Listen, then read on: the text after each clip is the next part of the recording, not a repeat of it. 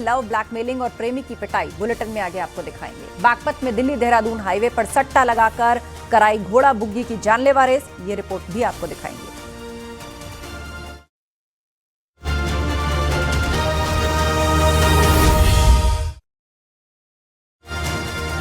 सीतापुर में प्रेम और ब्लैकमेलिंग से जुड़ा मामला सामने आया। मछेहटा क्षेत्र के रहने वाले एक लड़का अपनी ही प्रेमी की प्रताड़ना से इस कदर परेशान कि उसने जहर खा लिया। गंभीर हालत में अस्पताल भेजा गया। इसकी सूचना आरोपी प्रेमी को पता चली तो वो जिला अस्पताल पहुंचा। मौजूद परिजनों ने आरोपी को पहचान लिया और उसकी जमकर पिटाई कर दी।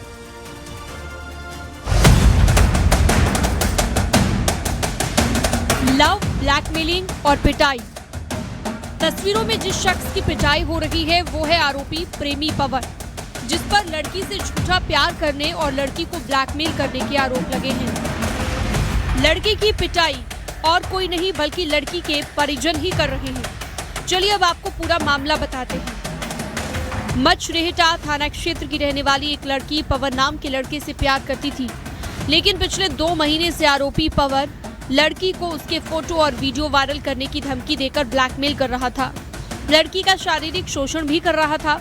बीते रविवार शाम को लड़की किसी काम से बाजार गई थी।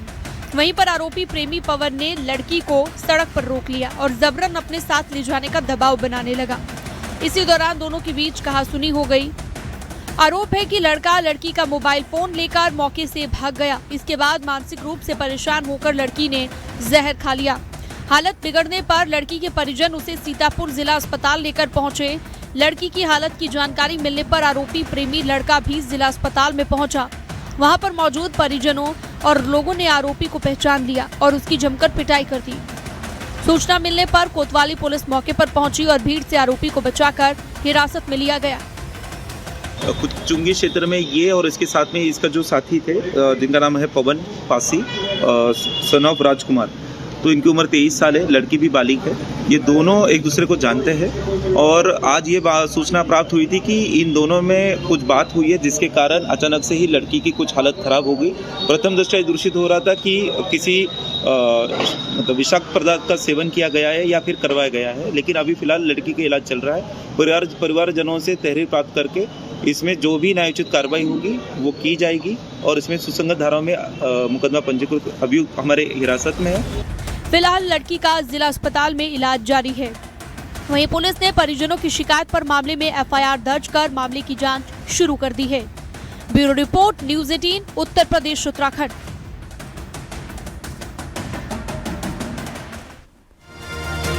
बागपत में दिल्ली देहरादून ग्रीनफील्ड हाईवे पर 51,000 रुपए का जुआ लगाकर घोड़ा बुग्गी दौड़ का आयोजन हुआ। सैकड़ों बाइक सवारों ने हुड़दंग किया।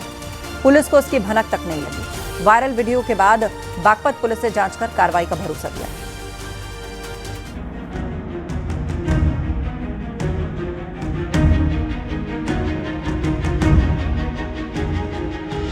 दिल्ली देहरादून हाईवे पर जानलेवा रेस, सट्टा लगाकर हुई घोड़ा बुग्गी रेस, हाईवे पर जमकर हुआ हुड़दंग। दिल्ली देहरादून ग्रीनफील्ड हाईवे पर हजारों रुपए का जुआ लगाकर घोड़ा बुग्गी दौड़ाई गई। बाइकों पर सवार सैकड़ों लोगों ने खूब हुड़दंग मचाया। रविवार दोपहर अग्रवाल मंडी टटीरी के पास दिल्ली देहरादून ग्रीनफील्ड हाईवे पर जुआ लगाकर 2 घोड़ा बुग्गी की 2 किलोमीटर की दौड़ कराई गई। बागपत के लोगों का काला घोड़ा और मेरठ के लोगों का सफेद घोड़ा था। Delhi Dehradun green corridor expressway पर घोड़ा बुग्गी दौड़ का वीडियो सोशल मीडिया पर वायरल हुआ है। शरत और जुआ लगाकर हाईवे पर 2 घोड़े दौड़ाए गए, उनसे रेस कराई गई, जिनके साथ 2 दर्जन से ज्यादा बाइक सवार भी थे, वो भी रेस में शामिल थे। घंटों तक हाईवे पर जमकर हुड़दंग हुआ। इस घोड़ा बुग्गी रेस में 50 से ज्यादा बाइक सवार घोड़ा बुग्गियों के साथ दौड़े। जमकर हुड़दंग हुआ। दौड़ती बाइक पर लोग वीडियो बना रहे थे। घोड़ा बुग्गी रेस सफेद घोड़े वाले बुग्गी ने जीती, जिसके मालिक को 51,000 रुपए का इनाम भी मिला। आपको बता दें कि इससे पहले भी दिल्ली सहारनपुर नेशनल हाईवे पर भैंसा बुग्गी दौड़ भी कराई जा चुकी है। अब इस मामले के बाद पुलिस प्रशासन हरकत में आया है। पुलिस अधिकारी रेस आयोजकों का पता लगाकर कार्रवाई की बात कह रहे हैं। सोशल मीडिया पर वीडियो वायरल होने के बाद पुलिस ने मामले में पड़ताल शुरू कर दी है। एसपी बागपत सूरज कुमार राय का कहना है कि मामले में पड़ताल शुरू हो गई है और जल्द आरोपी को गिरफ्तार कर लिया जाएगा। गनीमत रही कि घोड़ा बुग्गी और बाइक की चपेट में आने से कोई हादसा नहीं हुआ। यह हाईवे बेशक चालू ना हो, लेकिन इस पर बड़ी संख्या में बहुत तेज गति से वाहन दौड़ाए जाते हैं, जिसके चलते आए दिन हाईवे पर हादसे होते रहते हैं। इससे पहले भी बागपत में ऐसे वीडियो सामने आते रहे हैं और उनके खिलाफ कोई ठोस कार्रवाई नहीं हुई। यही कारण है कि लगातार बागपत में इस तरह की दौड़ सामने आ रही है। फिलहाल पशु क्रूरता हुई है और यातायात नियमों का उल्लंघन हुआ है, इस पर पुलिस ने पड़ताल शुरू कर दी है। सयाद राव, न्यूज़ 18, बागपत। चित्रकूट में बीच सड़क पर एक एसडीएम की गुंडागर्दी कैमरे में रिकॉर्ड हो गई। एक युवक को एसडीएम को ओवरटेक करना भारी पड़ गया। एसडीएम ने उस युवक को बीच सड़क पर थप्पड़ मार दिया। यही नहीं, पहले एसडीएम ने उसे अपने ड्राइवर से पिटवाया और खुद भी उसके गले पर चांटा झड़ा। पूरा मामला देखिए सिर्फ।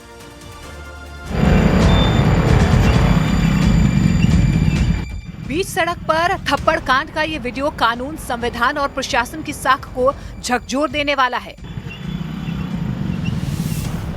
सवाल सिर्फ थप्पड़ का नहीं, बल्कि सवाल सत्ता के नशे और खुद को कानून से ऊपर समझने वाली मानसिकता का है।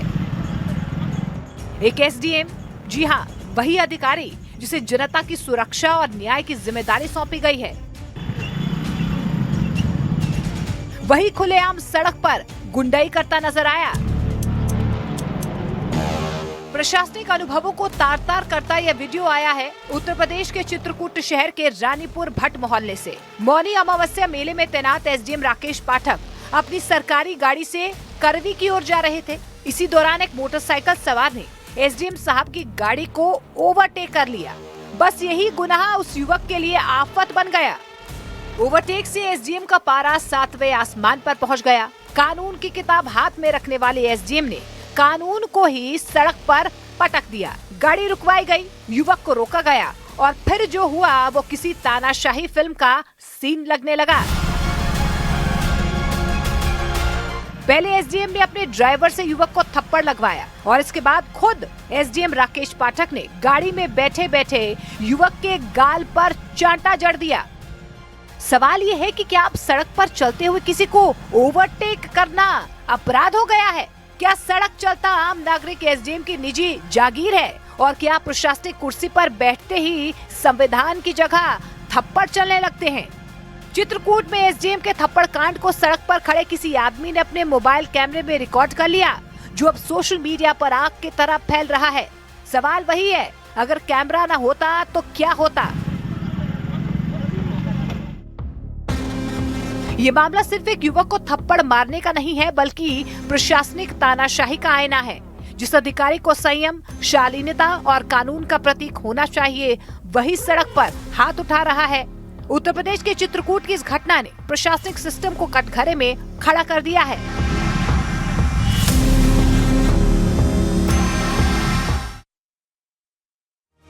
महाराजगंज में नोटों की गड्डियों के साथ बीजेपी नेता का वीडियो वायरल है। बीजेपी नेता गौतम तिवारी वीडियो में नोटों की गड्डियों के साथ दिख रहे हैं। पुलिस ने इसकी जांच शुरू की है। नोटों के बंडल का वीडियो सामने आने के बाद गौतम तिवारी ने अजीबोगरीब बयान भी दिया। पूरा मामला रिपोर्ट में देखिए।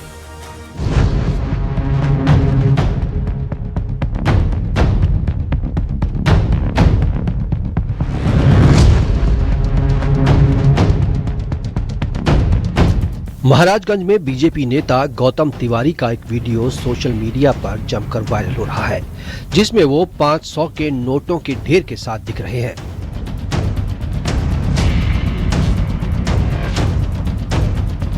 एक महीने पुराने इस मामले में वाराणसी के जालसाजों ने हाथ की सफाई और चमत्कार दिखाकर नेताजी समेत 4 लोगों को अपने जाल में फंसाया। तंत्र मंत्र के जरिए पैसे बढ़ाने का लालच देकर आरोपियों ने बैंक खातों में 1 करोड़ 43 लाख रुपए ट्रांसफर करवा लिए। ठगी का एहसास होने पर जब नेता ने पैसे वापस मांगे तो जालसाजों ने ब्लैकमेल करने की नीयत से उनका वीडियो बनाकर वायरल कर दिया। तंत्र मंत्र वाले हैं सारे, तंत्र मंत्र वाले हैं, ये सब उल्टा सीधा कर रहे हैं। ये बनारस से संबंधित एक व्यक्ति है, वही वायरल करा रहा है। वो पैसा नहीं है।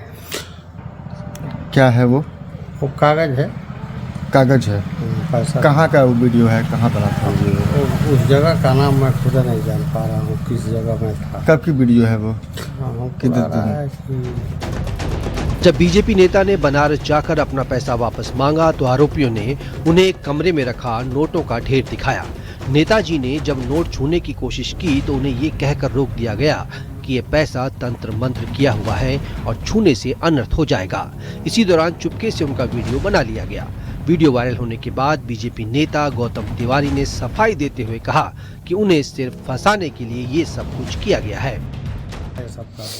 किस लिए पैसा आपका 1.5 करोड़ रुपए लिया गया? जमीन उमीन के लिए लिया गया। और वो जो रुपए थे वो कितने रुपए थे जो बंडल दिख रहे हैं? अब हमको वो पैसा था ही नहीं तो हमको क्या पता है। तो आखिर तो वीडियो में तो पैसा दिख रहा है ना? नहीं तो आपको न दिख रहा है, हमको नहीं दिख रहा था। जब कह रहे हैं जादू टोने का मैटर है तो कैसा जादू टोना बताइए। जादू टोना हम क्या बताएं, जादू टोना क्या होता है? वीडियो तो आप भी पैसे का बना रहे हैं ना? नहीं, मैं नहीं बना रहा। आपका वीडियो उसमें है, दिख रहा है? नहीं ऐसा नहीं। पुलिस आई थी क्या? पूछताछ किया? पुलिस नहीं, हमारे पुलिस कहाँ आई थी यार? पुलिस कहाँ पूछताछ हमसे कर रहे? हम तो FIR के लिए कर ही दिए। इस हाई प्रोफाइल मामले में फिलहाल पुलिस को कोई लिखित शिकायत नहीं मिली है। फिलहाल प्रॉपर्टी डीलिंग और तंत्र मंत्र के इस उलझे हुए मामले ने महाराजगंज जिले की सियासत में हलचल तेज कर दी है। Bureau report, news 18, UP, Uttarakhand.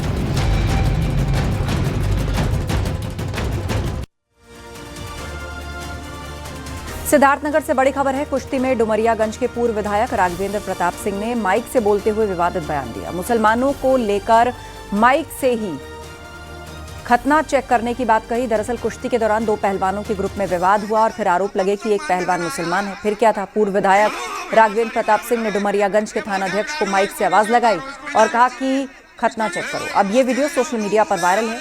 News 18 हालांकि इस वीडियो की पुष्टि नहीं करता। ये पूरी जनता जान रही है कि थापा हिंदू पहलवान है, लेकिन फिर भी इतना नीचे गिर जाते हैं ये। अरे भाई नीचे आओ। क्या कहें, इतना पहलवान नीचे गिर। अरे इज्जत बनाओ यार। मुसलमान पहलवान होगा तो खतना चेक होगा। तो जी देखिए, अगर कोई मुसलमान है तो उसका खतना चेक करिए, तो खतना चेक कराइए। क्या ये थापा मुसलमान नजर आता है तुम्हें? अरे वो कहने दो, थापा मुसलमान नजर आ रहा है। ईमानदारी से ये बहुत झगड़ालू है, इसको नीचे उतारो, इसको नीचे उतारो, इसको नीचे भाई। सारे पहलवान लखनऊ KGMU रेप धर्मांतरण केस से जुड़ी खबर है। KGMU केस में आरोपी रमीज को police remand. Doctor Rameez Malik को 2 दिन की पुलिस कस्टडी। अवैध धर्मांतरण से जुड़े सबूत जुटाएगी पुलिस। आरोपी रमीज के मोबाइल, लैपटॉप बरामद करेगी पुलिस। 2 दिन की रिमांड, अब सख्त होगा एक्शन। इस केस में सबूत जुटाएगी पुलिस। डॉक्टर रमीज मलिक को 2 दिन की पुलिस कस्टडी में सौंपा गया है। धर्मांतरण से जुड़े हुए सबूत जुटाएगी पुलिस। मोबाइल, लैपटॉप बरामद करेगी पुलिस।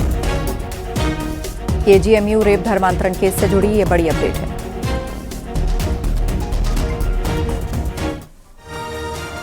ग्रेटर नोएडा CRPF का कांस्टेबल और पत्नी गिरफ्तार। कांस्टेबल तारिक अनवर और पत्नी रिम्पा खातून गिरफ्तार। 10 साल की बच्ची को आवास पर रखने का आरोप, वरिष्ठ अधिकारियों की अनुमति के बिना रखने का आरोप। बच्ची से घरेलू कामकाज और बच्चों की देखभाल कराई जा रही थी। बच्ची को प्रताड़ित और मारपीट करने का गंभीर आरोप।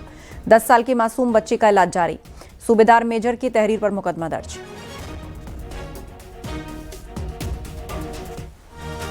मणिकर्णिका घाट पर चल रहे विकास कार्य को लेकर सोशल मीडिया पर जो तस्वीर वायरल की गई, वो तस्वीर कुंभा महादेव मंदिर की निकली। वायरल तस्वीर के जरिए दावा किया गया कि घाट पर चल रहे कामों के दौरान मंदिर को तोड़ा गया। जांच हुई तो पता चला तस्वीर AI जनरेटेड है। इस मामले में 8 लोगों पर मुकदमा दर्ज किया गया। आज इस मामले की जांच करने वाराणसी के पुलिस कमिश्नर मौके पर पहुंचे और पूरी जानकारी दी। इसका ही हिस्सा लग रही है, क्योंकि अलग अलग लोगों के द्वारा एक ही दिन, एक ही समय में जो है इस तरह के सिमिलर ट्वीट्स करना, इससे ऐसा प्रतीत हो रहा है कि कोई इसमें षड्यंत्र है, किसी साजिश के तहत इसको किया गया है। ये कड़ी से कड़ी हम लोग जोड़ रहे हैं और षड्यंत्र साबित करके फिर इसमें इस तरह की, अगर ये होता है तो उस तरह की धाराएं भी इसमें बढ़ाई जाएगी। काशी के मणिकर्णिका घाट के सौंदर्यीकरण पर सियासत जारी है। अखिलेश यादव ने सोशल मीडिया पर पोस्ट कर तंज कसा। अखिलेश ने लिखा, धरोहरें मोतियों की तरह पिरोई जाती हैं, धरोहरें तोड़ी नहीं संजोई जाती हैं।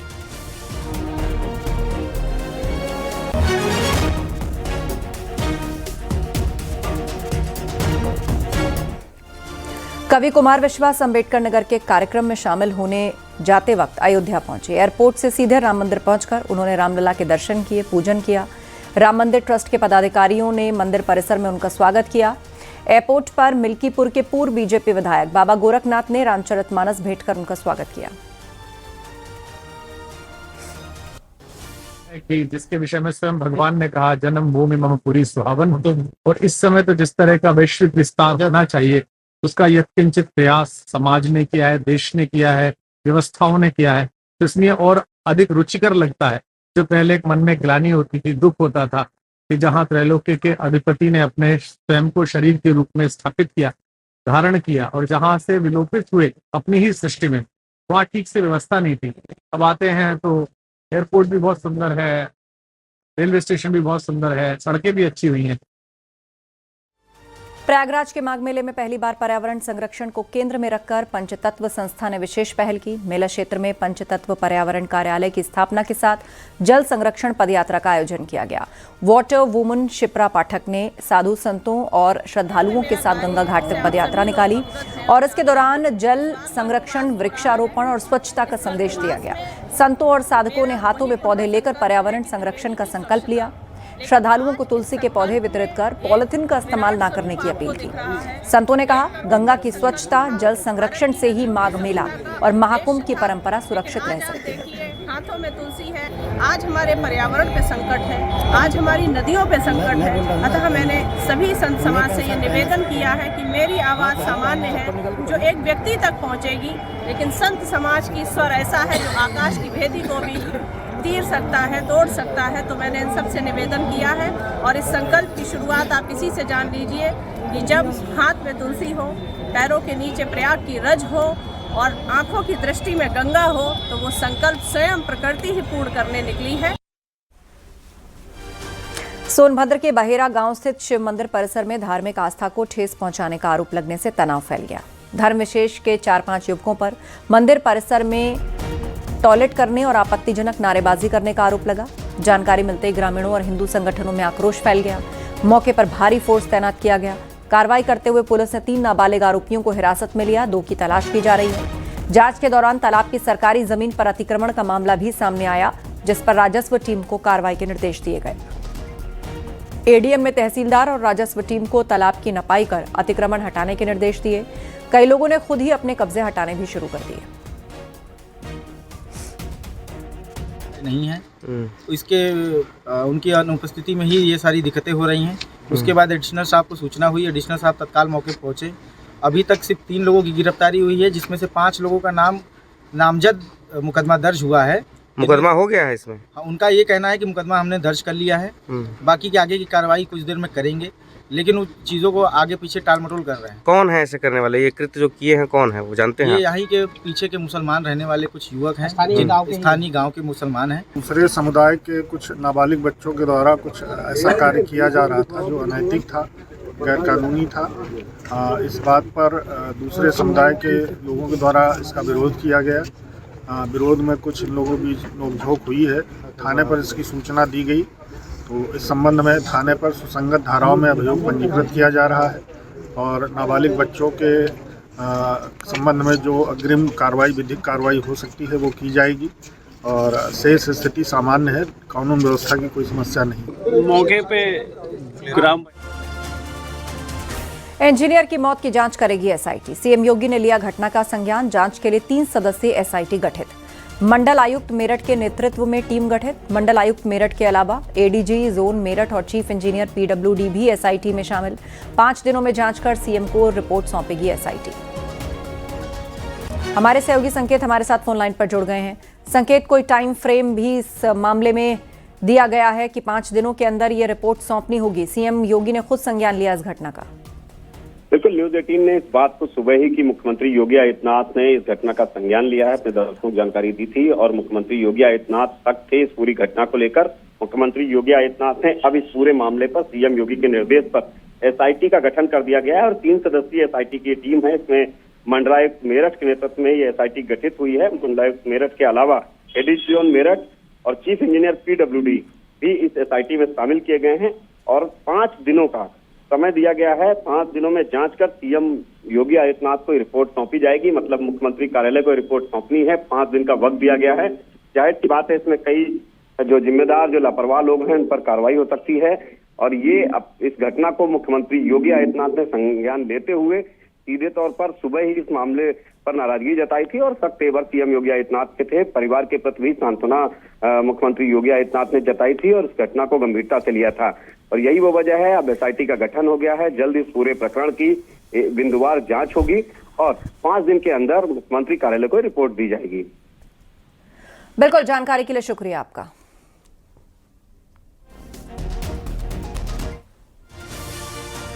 और वक्त एक ब्रेक का